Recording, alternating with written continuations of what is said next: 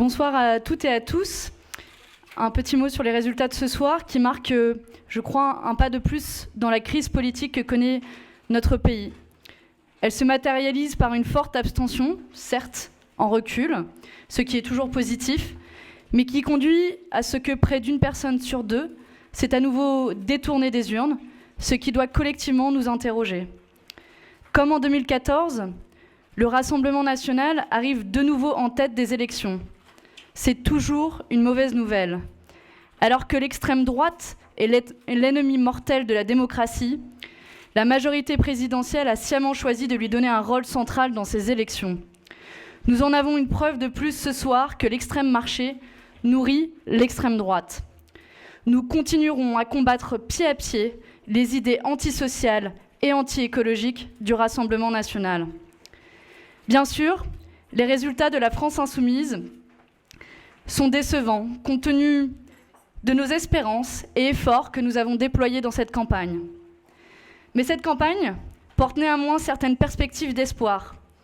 Elle confirme que la France insoumise, mouvement qui n'a pas 3 ans, s'est ancré dans le paysage politique. Et malgré ce résultat décevant, nous devrions progresser de 2 à 6 ou 7 eurodéputés, de jeunes élus engagés dans des combats dans la société, divers dans leurs profils sociaux, qui porteront notre voix au Parlement européen. On peut être une jeune femme de 29 ans militante dans une ONG ou aide-soignante en EHPAD et être légitime pour exercer un mandat politique. Aux côtés de nos partenaires européens, ces élus se mobiliseront pour permettre et remettre l'Europe au service des peuples. Ils seront autant de parlementaires de combat, de vigies et de lanceurs d'alerte dans une institution qui en a bien besoin. Je tiens à adresser des remerciements chaleureux à toutes celles et tous ceux qui ont rendu cette campagne possible, les militantes et militants de la France insoumise, mobilisés sans relâche, et tous mes colistiers, bien sûr. Nous serons à la hauteur de votre formidable énergie. Dans cette mobilisation pour l'avenir en commun, toutes les forces seront nécessaires. Nous continuerons de porter nos idées partout, des luttes sociales locales aux institutions européennes.